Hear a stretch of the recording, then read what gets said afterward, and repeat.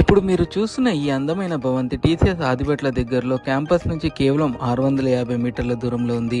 ఈ భవనాన్ని హాస్టల్ గురించి నిర్మించడం జరిగింది. ఈ బిల్డింగ్ ను పూర్తి మున్సిపల్ అనుమతులతో మంచి క్లాస్ 1 మెటీరియల్తో రెడ్ బ్రిక్, రివర్ శాండ్ మరియు 53 గ్రేడ్ సిమెంట్ తో నిర్మించడం జరిగింది. ఈ బిల్డింగ్ 200 గజాలు వెస్ట్ ఫేసింగ్ స్థలంలో G+4 కన్స్ట్రక్షన్ తో చేయబడింది.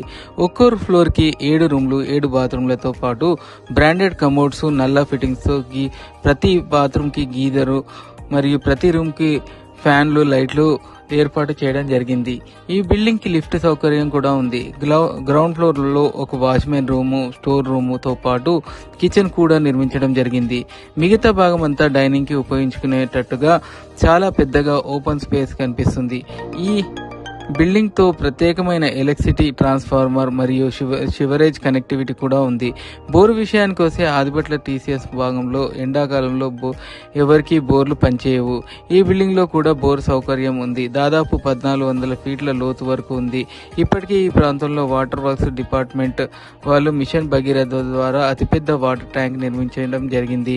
పైప్ లైన్లు కూడా వేసేశారు. కేవలం మంచినీటి కనెక్షన్ తీసుకోవడమే తర్వాయి. టీసీఎస్ లో కొత్త ప్రాజెక్టు రావడం కారణంగా దాదాపు 10,000 మంది కొత్త రిక్రూట్మెంట్స్ జరిగాయి. కాబట్టి అక్కడ హాస్టల్స్ లో ఖాళీ లేదు. హాస్టల్ కి రెంట్ కి ఇస్తే నెలకు 2,20,000 నుంచి 2,60,000 వరకు వచ్చే అవకాశం ఉంది. కాబట్టి మీ దగ్గర బడ్జెట్ ఉంటే వెంటనే కొనేయండి.